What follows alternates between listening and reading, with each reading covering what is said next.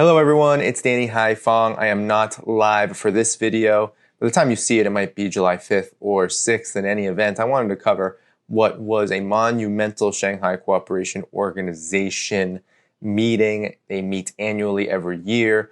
Of course, this is a 9-member state multilateral organization, the Shanghai Cooperation Organization is, and they just added another member which had observer status for the last few years, which is Belarus. Last year, Iran was added. So do you see a pattern here? Vladimir Putin and Xi Jinping, Russia and China, are sending a strong message through the Shanghai Cooperation Organization and, of course, the many multilateral organizations that they lead. This is what the developing and emerging and fast developing multipolar world looks like. It looks like a Russia and China-led arrangement where nations that are aligned with a new vision for international cooperation and for global development reigns supreme. And this is driving the neocons in Washington and, of course, the rest of the NATO sphere mad. Belarus has been nuclear testing with Russia for several months now as the Ukraine conflict rages on. But we know this is even bigger than just nuclear testing and getting ready for this larger war that NATO is trying to raise, is trying to escalate. We know that Belarus is also part of building the bridge to Europe and the rest of Eurasia that Russia and China so desperately want to build. We have to remember that both Vladimir Putin and Xi Jinping see Eurasia as one. They don't see it as Western Europe versus the rest, the collective West versus the rest, or the United States and its Western vassals versus the rest. That is an arrangement that is solely the project of Washington and of NATO, who see Russia and China as major threats. And in all intents and purposes, they should, because as countries like Iran and Belarus join arrangements like the Shanghai Cooperation Organization, the very foundation for Western dominance begins to crumble. And we are right now passing the July 4th holiday, where many Americans come together and celebrate the founding of the so-called, quote-unquote, democracy of the United States. But as we've seen, democracy in the United States is nothing but hypocrisy, and this is no more true than how the United States presents itself and behaves on the world stage. The United States has trampled on international law. The United States has made a mockery of this thing it calls the rules-based international order. Things just keep getting worse and worse and worse as the United States becomes embroiled in quagmires such as Ukraine, as it has absolutely no control or handle over the situation in West Asia as Israel commits a genocide with full U.S. backing. And of course, the Asia Pacific is looking more and more like the United States is trying to light a flame in a match of war, when in fact, the very ASEAN nations, those nations in the Asia Pacific, are choosing China more and more, regardless of whatever so-called South China Sea disputes the United States hypes up. It is a fact that countries like even Japan and South Korea cannot see themselves detaching their economies from China. Decoupling is just not on the agenda. So the United States is failing over and over and over again, and the Shanghai Cooperation Organization shows the very stark warning that Vladimir Putin and Xi Jinping are sending to the West, that the more and more that the United States and its Western vassals want to antagonize, want to provoke war with Russia and China, the more and more Russia and China will pursue not a war, not aggression toward the United States and the collective West, but integration, unity, cooperation, win-win development with the global South and with, of course, Eurasia, which the vast majority of which exists in the global South. It exists within the global majority, the countries of Western Europe that are so far into the abyss of U.S. hegemony, they do not make up the majority of Eurasia. We know that China that Russia, that countries like Belarus, Iran, they're becoming increasingly influential. Vladimir Putin said at the Shanghai Cooperation Organization Summit that 92% of all trade settlements are happening outside of the US dollar. This means that the so-called dominant reserve currency in the world, the weaponized tool of US hegemony, is no longer the dominant one being used by a rising bloc of countries seeking to chart a new course of global development. And they are succeeding in this. And this is something to remember as we see the carnage that the United States and the collective West continue to impose on the rest of the world, including on their own populations. We see the instability in France with the snap election. I was just in France, and the cost of living and the prices are just out of control. It is quite clear that little Napoleon Macron has taken France into the abyss. And this is why there is a huge gain for not just the National Rally Party, but really the alternative to the Macron so-called centrist neoliberal imperialists that he represents. Both the left and the right have done very well in France in this past election. But it is quite clear that people are sick and tired all across the world of the stagnation, of the destruction, of the instability that the US is imposing upon the world, and that the collective West is so keen on following suit. We see Europe now also continuing, regardless of what happens at the Shanghai Cooperation Organization, they diminish it, the collective West, the United States. They say it doesn't matter. It's not a big deal, that this is just some Russia and China aligned project to reify their own overblown influence. But why then, if the influence is overblown, does the United States see it as so important to pressure Western Europe, to pressure countries like France to impose tariffs on Chinese electric vehicles, which is right now underway and under debate after the United States imposed 100% tariffs on Chinese electric vehicles? It's because the United States is acknowledging that it cannot compete with the Shanghai Cooperation Organization. It cannot compete with de-dollarization. It cannot compete with the rising powers to the east, Russia and China. It is acknowledging, and the elites that control the United States, because this is important, we have to know that the United States is not ruled by the people. It is ruled by really an unelected elite that serves to pull the strings of the US political class. But the world is sick and tired of them. The world is sick and tired of what it has to offer, which is essentially nothing but poverty, immiseration, militarization, war. This is the path that has been so laid bare and exposed by the conflict in Ukraine. Belarus, of course, joined in 2022 as an observer in the Shanghai Cooperation Organization. But the Shanghai Cooperation Organization meets every single year, and it's quite clear that the conflict in Ukraine had a huge role in Belarus joining and, of course, solidifying its membership this time around. It is quite clear that the world has galvanized not in defense of NATO's dirty war in Ukraine, but actually against it. Now, every single nation, regardless of whether they saw themselves already as allies of Russia and China, or whether they saw themselves as being caught between a rock and a hard place, trying to pivot, as, for example, countries like South Africa and India try to do, try to play both sides, try to stay in between because they are essentially afraid of what the United States may do. Well, we've seen a lot of these countries, India included, which India is in the Shanghai Cooperation Organization, we've seen them reject US sanctions, reject NATO-led sanctions on Russia. We've seen them hesitate, even when they decide, like India often does, to speak or bark a loud bark. They oftentimes have to pull back and begin talks, for example, with China around the border disputes, because they know that it is disastrous to follow the United States into war. China, at the Shanghai Cooperation Organization, made a pretty big statement when Xi Jinping talked about how important it was for the Shanghai Cooperation Organization to continue to represent this tectonic shift in the global order.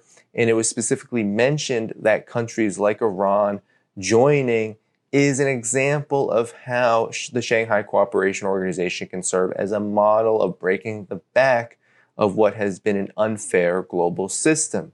This is what we are seeing happening underway. This is what we are witnessing.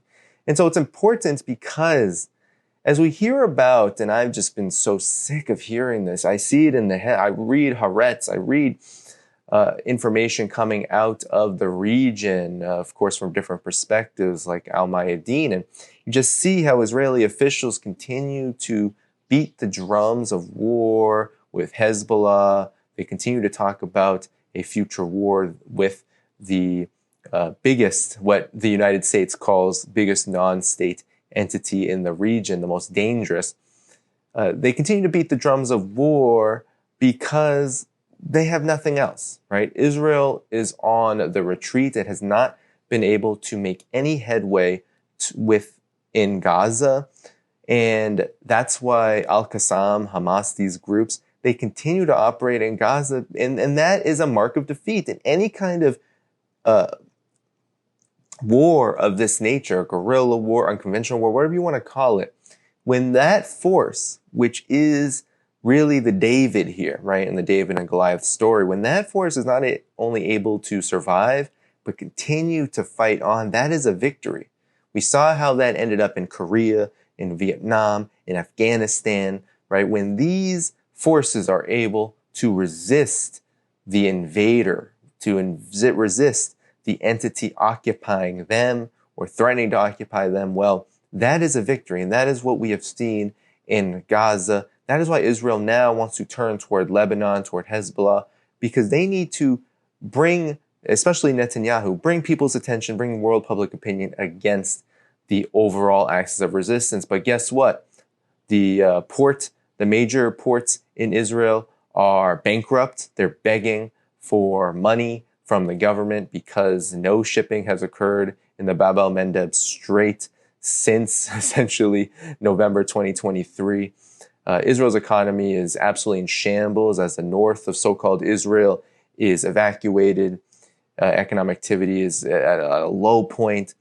And of course, you have the military situation for Israel and the United States. Remember, this is a U.S. war too, is in a real perilous situation when you know, and they admit it all the time. You can read it in the mainstream media, read New York Times. You can also read it in Lebanese media. You see, and in Israeli media, you see that Hezbollah is a force to be reckoned with, and they are constantly trying to calculate whether that red line for the axis of resistance is worth crossing. And believe me, it is not. But you see the contrast here.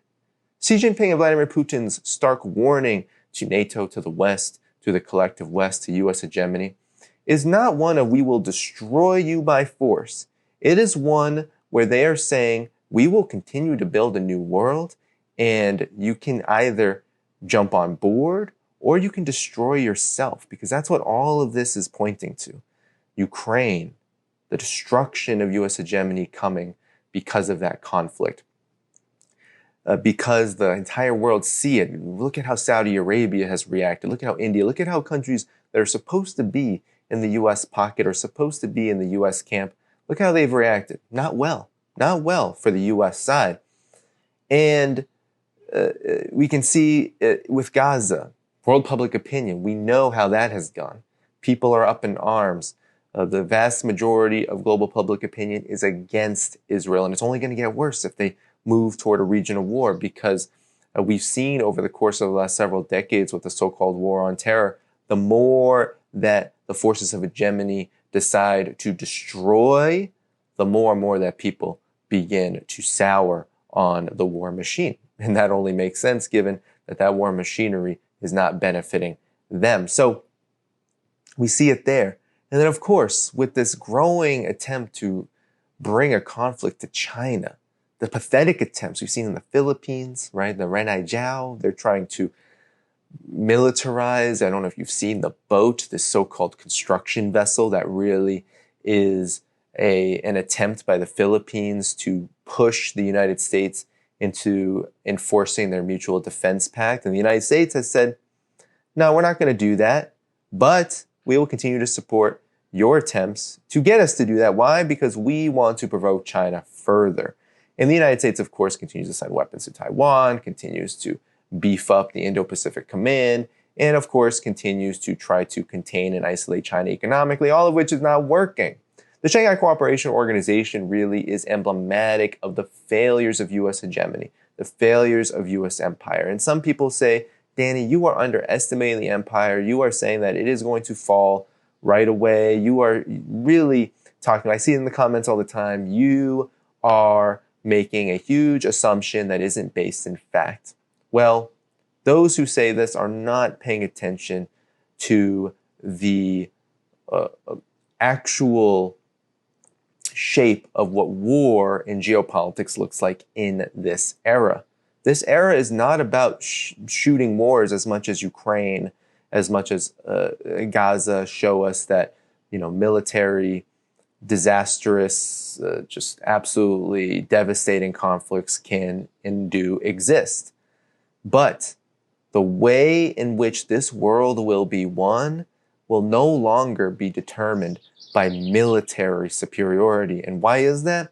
Well, because Russia, because China, they have the capabilities. Iran, all these countries have capabilities to hold their own in a military conflict. That is why nuclear Armageddon is actually closer than we may think, because no war that the United States provokes or starts or ignites with Russia and China will remain military to military for long. It will go nuclear, because no side wants to see massive amounts of death which these countries can oppose on each other. That is why the DPRK has built up a nuclear capacity. That is why the United States and Israel and others are so scared of Iran ever doing so. Because they know if Iran's advanced military capabilities get a hold of a nuclear weapon, they'll never be able to destroy that country. So this is what I am saying when I say that this world will be won by other means. The United States is going to have to be the one, and NATO will have to be the one to determine whether it is worth all of the costs that will incur around a nuclear war, around a major confrontation among great powers, whether global war, a World War III scenario, is worth it. But Russia and China, Iran, the Shanghai Cooperation Organization, BRICS, the Belt and Road Initiative, the Eurasian Economic Union, we can go on and on and on. All of these multilateral organizations and the countries involved, which do right now include hundreds if we count the China and Russia-led projects. But BRICS is going to expand. It will expand from 10 to, who knows, 15, 20 over the next several years. We are going to see the multipolar world continue to emerge, continue to grow stronger. And that is how the world will be won. But we have to understand that this warning by Xi Jinping, by Putin, to NATO, to the West, will not be heeded. They are committed to war. And so when I say that the world will not be won by military superiority, I mean it. But I mean it in the sense that when NATO, when the United States decide and determine that it is time to try to inflict a knockout blow militarily on Russia and China, no one wins. We all lose. It will be the utterly disastrous miscalculation of the collective West and their rulers that bring us to that point. And that is coming. That is not to be fear-mongering. That is not to try to scare people. It's not to try to bully people into believing and seeing the world the way I do.